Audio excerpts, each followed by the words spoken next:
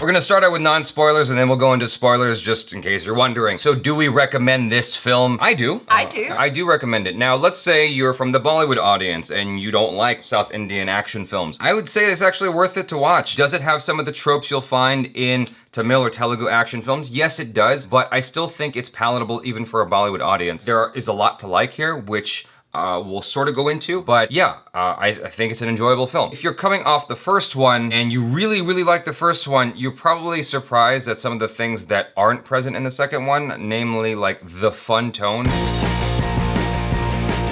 This one was, I felt, a lot more focused on a single idea, which is you've got this villain, you've got this hero, well, heroes with the, you know, the doctor and the robots, I should say, and the message of the film, which is nature and how we're affecting nature. It makes it a lot more focused of a journey. There's not even any music in the film. There's no musical breaks. No, I was very surprised about that, actually. Yeah, I could see what Shankar was trying to do. He wanted to tell a very clear story. Right. If he wanted to put music in there, it would have been a 3.5-hour film. It was already a long film. It didn't feel that long. I felt like it actually moved along for what, it was almost 3 hours? Yeah, 2.5 hours. Yeah, it felt like it moved along pretty quickly. When it hit the intermission point, the only reason it may have felt remotely long at all is because I had to pee really badly. So I liked what Akshay Kumar brought to it. Yes. I liked what Rajinikanth brought to it. I liked Rajinikanth more in Thiran than I did in this one, but I still liked what he did. He still had multiple characters to play with, and you still got to see him play these different personalities, but you didn't see him interact with himself quite as much as you did in Thiran. Like in Thiran, that's what it was all about. Right. It was that multiplicity effect, like Michael Keaton acting opposite of himself. Even though we missed that, I did miss that. I wanted to see more of that. I still enjoyed what Rajinikanth's acting was in the film. I thought it was really great for the two leads, Akshay Kumar and Rajinikanth. They had the opportunity to play different characters. Yeah. They did all of their characters justice. Yeah, one of the great things about 2.0 is that they really took time to develop the villain in the movie. Like a lot of time was spent crafting this villain, because oftentimes you'll have this kind of like blank villain, and there was one in the film who I'll mention in the spoiler, but Akshay Kumar's character was pretty well developed. It comes later in the film than I would have liked. Yes. But overall, I am glad that it was there. Yeah. I'm glad they took the time to do it. Yeah, because it was a lovely story, but before that happened, I was like, I understand what this villain is doing. You're explaining to me a lot of things that I get. Can we move on with the story? And then when they did, I was like, ooh. Yeah. That was cool. Shankar takes some time in the beginning to really show you all the cell phones going away. Yeah. I thought that was a little drawn out. I was like, okay, come on, I get it. You can cut this faster. But I loved all the visual effects with it. Yeah. I thought the visual effects with the cell phones was amazing. All the stuff I mentioned in the trailer, I liked. One thing I want to say before I forget is seeing it in 3D actually makes the visual effects even better. Oh my God, yes. From the very first scene, I was like, wow, this is beautiful. Just beautifully shot, and they really took advantage of everything that 3D has to offer. Because they shot it native as well, you could really tell the difference. I feel like it stacks up to a lot of the big budget Hollywood 3D stuff that I've watched recently. I don't know if I can commit to that statement. I don't disagree with you, but I don't know if I agree with you either. It's like that's something that's undecided at this point. Right. I did think while watching the film, like, wow, this is pretty damn good. Yeah. But there were moments where I was like, oh, okay, well, they didn't have the budget there. Like, yeah. But I'm like, I recognize that they had $75 million to make this film. I can't say certain things yet because this is the non-spoiler part, but yes-ish is what I'll say. Yes, adjacent is what I'll say. But yeah, definitely worth the extra price to go watch it in 3D. Even if you just watched it on DVD, like you watched in Thiran, you would miss so much. What it reminded me of all things, and I may have mentioned this in a trailer reaction, is my 3DS. When I played in 2D mode, the visual effects, the graphics don't look as nice as when I played in 3D mode. For some reason, the 3D enhances the graphics and makes it feel more lifelike. Overall, the story was way more focused than in Thiran. I did appreciate that, but I don't know that I enjoyed the film overall more than in Thiran, which might be surprising to a lot of you. I think this was an entertaining movie, but it's,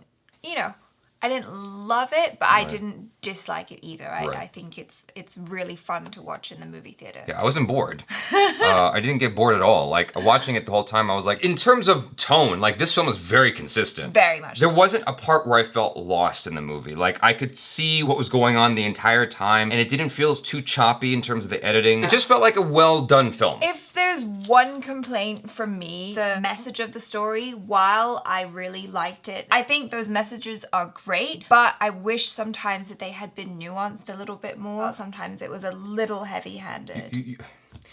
But these films have smoking kills in the middle of it. So messages being heavy-handed are par for the course, in my opinion. It's like, that's just part of the, if there's a message, it's gonna be heavy-handed. That's me nitpicking. Yeah, what I want to say in that vein, this reminds me of all things, and I'm sure there's no influence here, is Hideo Kojima. That's why I'm wearing my Metal Gear Solid t-shirt. The reason I say that is because I get it. I get Shankar. Hideo Kojima, if you play Metal Gear Solid games, like anyone who's played the game will understand what I'm talking about. It's this violent action game, but it's got these messages embedded in it about nuclear war and the problems with nuclear war and nuclear missiles and all of that stuff, and how we keep trying to kill each other instead of, trying to help our brethren. That's what Metal Gear Solid is all about, the entire series. It's constantly that. These violent video games that have a strong, heavy-handed message in the middle of it. That's what this film did. I'm like, I totally get this movie. The first one reminded me of anime. This one reminded me of Hideo Kojima. Maybe it's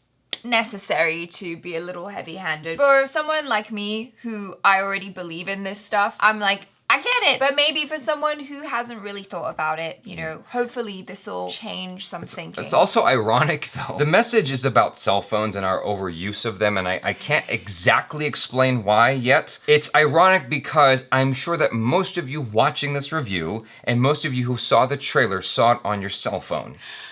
I did think that as well, and I felt kind of guilty, I'm not gonna lie. Yeah, I didn't feel guilty. I was like, oh no, I'm contributing to the problem. Dude gave America a pass right in the middle of the movie. I was like, okay, whew. Because I was thinking about America in the middle of the film, and he explains it. I'm like, oh, okay, phew. Yeah. Okay, so we're not that bad. In that regard, at least. Before we slip into a spoiler, we're gonna stop the non-spoiler stuff here. So if you haven't seen the film yet, go watch it and then come back to this part.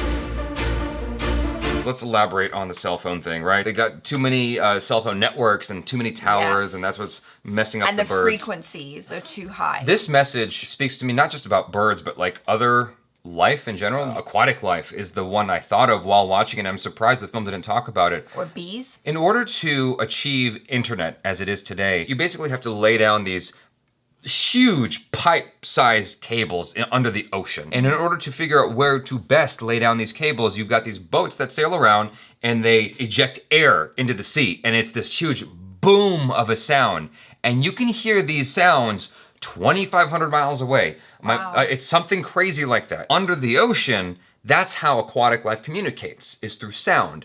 And it's completely messing them up, and you're seeing a lack of return of aquatic life to certain areas, which is harming fishermen's income. It's harming aquatic life's ability to procreate and offspring and all that stuff. It's basically hurting the environment in a very profound way. Exactly, because everything is an ecosystem. It's the food chain and all of that. Right, it affects all of us. Yeah. And like the film was saying, the death of these birds will affect the human species in some capacity that is unpredictable in huge numbers. I actually like the message, and while it was heavy-handed, I appreciated it, and I thought that it maybe had to be. He had to hit you over the head and be like, this is the message. You get it? Do you get it? Do you get it now? The film even says, people will be like, oh, and they'll cry for 2 seconds, and then move on and forget about it. Yeah, and look at their phone again. The film went out of its way to make sure you got the message before you walked out of the theater. To the point that when Rajinikanth wakes up, he goes, even though what Akshay Kumar did was bad, he was right. Message, message, message, message, right up to the very end of the film. I'm like, I get it, movie. I understand what you're trying to do. We can be stubborn, especially in this climate. We are used to new information every second, and we are very prone to forgetting what we just heard. It's very, very Hideo Kojima in that way. Really hit you over the head with that message. Let's talk about the chick in the film. Okay, yes. Amy Jackson. I was like, oh yeah, Rajinikanth, great acting. Good job with the multiple characters and stuff. Akshay Kumar, he did brilliantly when he played the older character. I liked everything he did in the movie. Everything he did was great. The more I see him, the more I appreciate him, especially recently. Before you leave Akshay Kumar, I like the character he crafted. Yes. That older character. He had the gravitas and the movement. Like, he moved slow, and even in his eyes. I don't know how old Akshay Kumar actually is, but I definitely the character is much older. That's definitely not how he moves in real life. He crafted a person. Exactly. Yeah. I very much appreciated that. Okay, but Amy Jackson. Yes, but Amy Jackson. I thought as an android, she was great. She's beautiful. She delivers that great kind of robotic performance. But I feel like I can't judge her as an actress because she didn't really have much to do. Well, not much was required of her. Exactly. I was like, you could just be a model. Which, you know, is her background as well. I feel like I'd need to see her in different things to be able to give an accurate assessment of her acting. She didn't have many layers.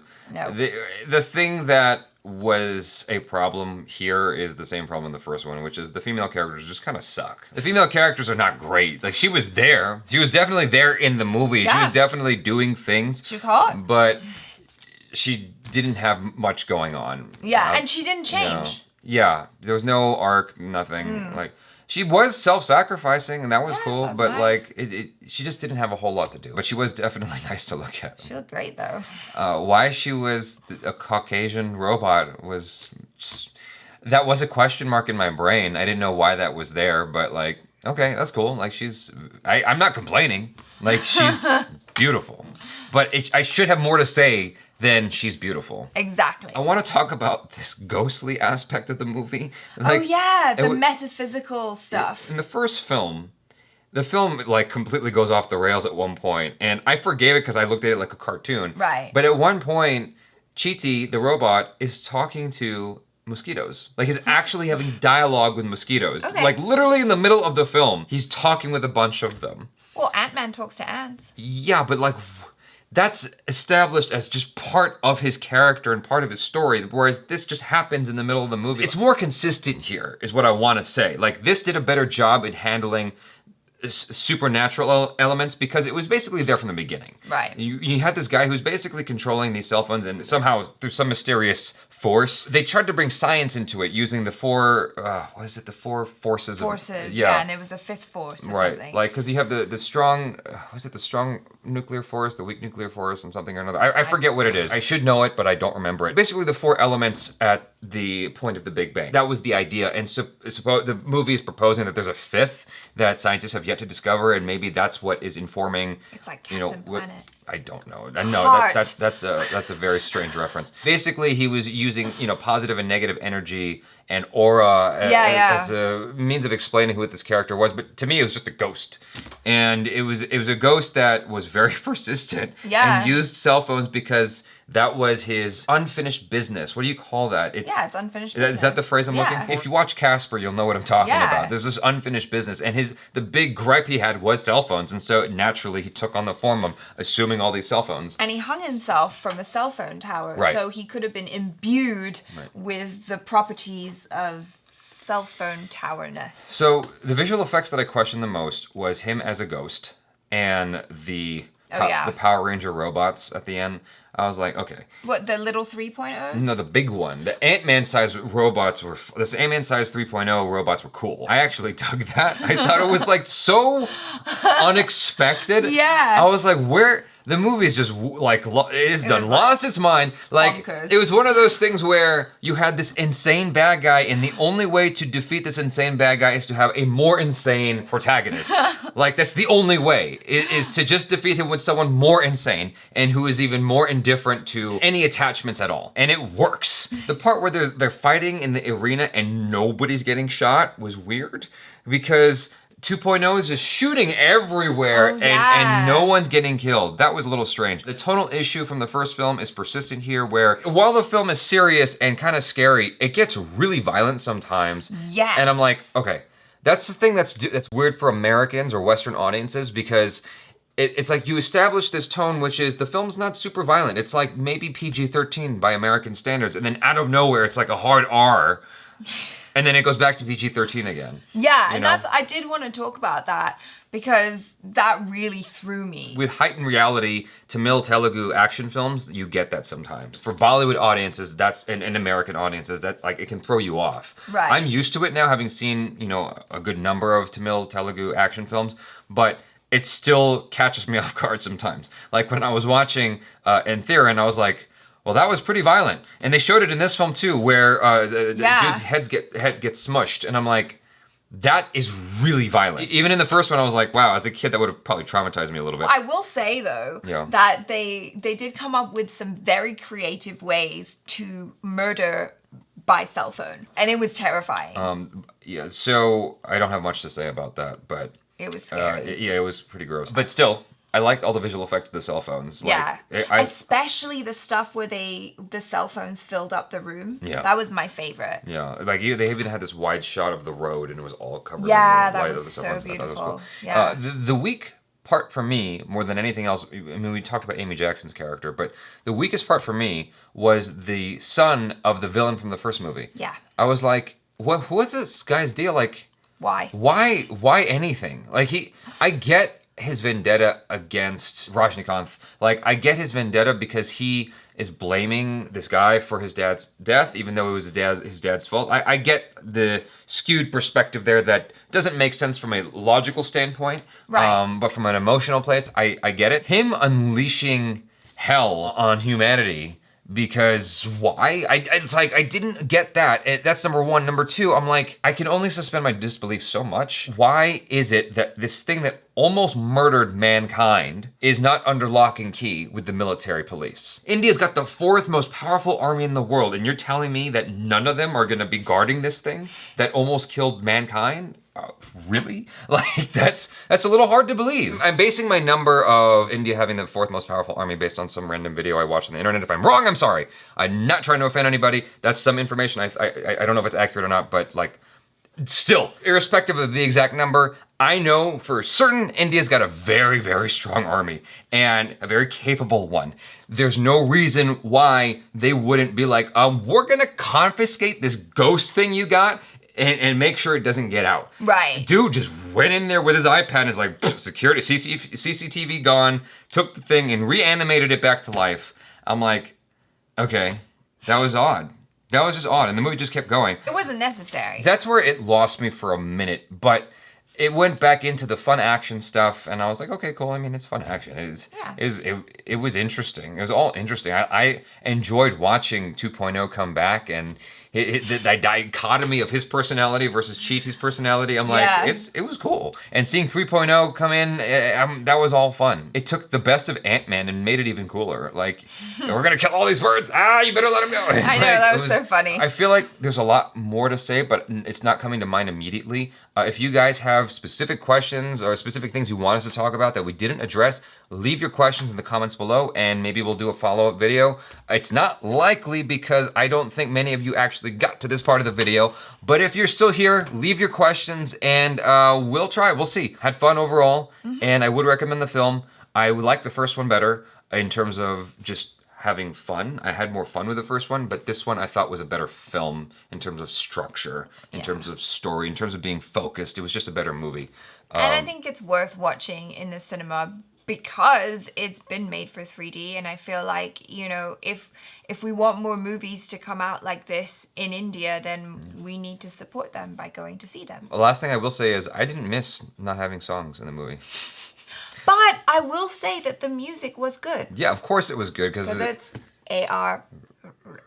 Rahman. Rahman. I'm sure there's people who I'm sure there's people who commented, like, who didn't make it this far into the video, who are like, why didn't they talk about that? Why didn't you talk about him? We're talking about him now. Proof is here. Yeah. So I did like the music. I love the theme song, and that theme song actually came from the first one. A.R. Rahman did the music in the first one as well. That score didn't like strike me as amazing, whereas this one, like, it had a very striking soundtrack. It was like, oh, this is a really good soundtrack. I actually really appreciate it. And I appreciated some of the lyrics that some of the songs had, and they kind of went with the scene as well. And I was like, oh, that's pretty smart. That's cool. That might have been when I was peeing. But overall, I like the score of the movie. There were some weird sound issues in the film, but I don't know if that was just the transfer we got from India, or like I don't know if that speaks to the experience you guys may have had in India. Like, did you hear it? Like that sound just kind of went out sometimes and then came back in. I think it was a problem with our cinema. There was a transition of him like crying over the birds or something, and yeah. then he's trying to appeal to this guy who's basically a crooked salesman. Right. Right. The transition from that scene to the next, the music just cut out. Yeah, I it was like, abrupt. What? I was like, what? But that doesn't, mitigate the fact that the music was good overall. You guys, thanks for hanging out. Hopefully you enjoyed our opinions and stuff, and yeah, hopefully you enjoyed the movie. Yeah. I'm Jaby KOAY. This is ACHARA KIRK. Peace out.